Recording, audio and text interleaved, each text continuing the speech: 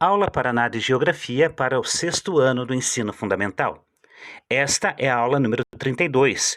É uma aula de retomada, com o tema Os principais conceitos referentes à hidrografia brasileira e paranaense e à disponibilidade e consumo de água doce. Você lembra se algum dia ficou sem água em casa? E como foi ficar sem água? Imagine ficar sem água por dias ou não ter água para beber. Milhões de pessoas no mundo sofrem com a falta desse recurso natural. Por isso, a água é um elemento essencial à vida.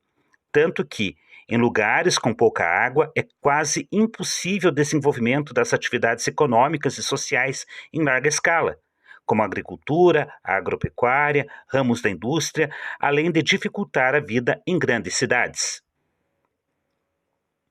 Mas de onde vem esse recurso que é essencial à nossa vida? Antes de responder, é importante destacar que a superfície do planeta Terra é coberta por aproximadamente 3/4 de água doce e também salgada, e apenas 1/4 de porções de terra são continentais e são as ilhas. E o total de água da Terra? De toda a água presente no planeta Terra, 97,5% são as águas de mares e oceanos, portanto, água salgada. E 2,5% que é considerada a água doce, com a sua composição tendo menos sais. Essa água doce são as geleiras e também as porções líquidas do planeta. Destas, 68,9% são em formato de gelo e estão nas calotas polares. E 31,1% é água doce líquida. 96% de toda essa água doce líquida está no nosso subsolo, em área subterrânea. E apenas 4% é água superficial, de lagos e de rios. Talvez um pouquinho menos, porque temos também a água no formato gasoso. Sobre as nossas cabeças temos as nuvens. E o total de água no Brasil? Em termos globais, o Brasil possui uma boa quantidade de água. Estima-se que o país possua cerca de 12% da disponibilidade de água doce do planeta. Mas a distribuição natural desse recurso não é equilibrada. Temos ali um gráfico demonstrando a distribuição de água por regiões. A região que tem a maior quantidade de água disponível é a região norte, e é, portanto, a que tem mais água e a que tem menos população efetivamente, população total, absoluta. O Paraná está na região sul. Reparem como que está a região sul ali naquele gráfico.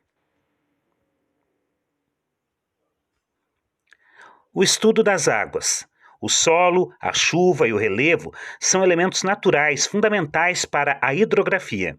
A chuva é essencial para manter as águas dos rios, já que parte delas se infiltra no solo e fica presa entre as camadas das rochas.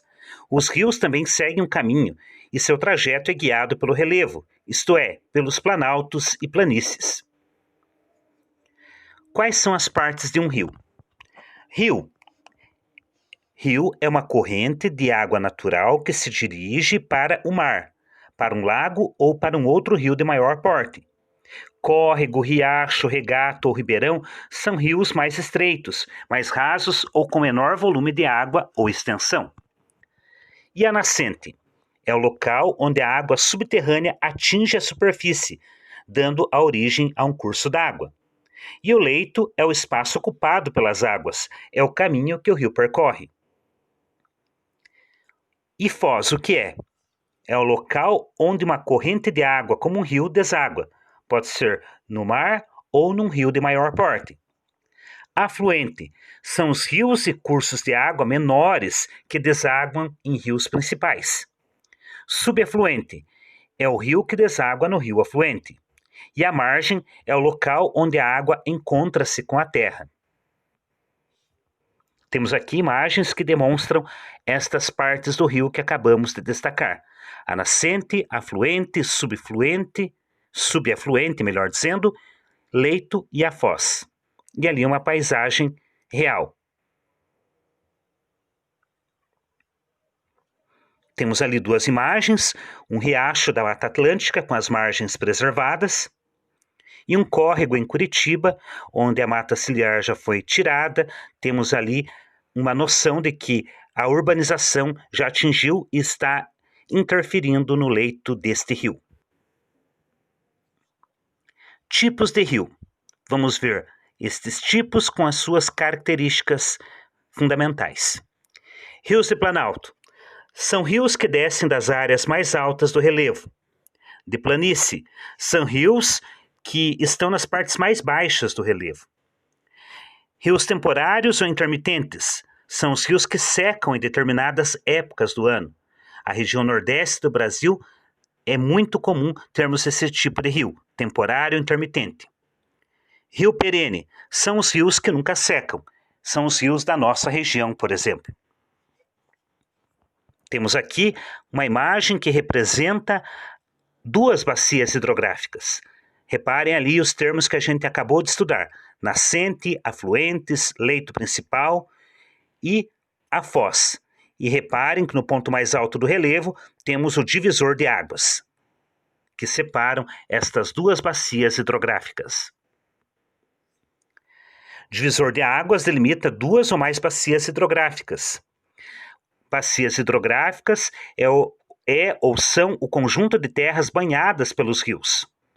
E lençol freático é o lençol de água doce, potável, portanto, que se encontra entre as camadas de rocha abaixo do solo. E como seria a nossa vida sem água? Precisamos de água para beber, cozinhar alimentos, fabricar todo tipo de produtos, fazer limpeza, entre outras ações. Mas de onde vem a água? Somente da chuva?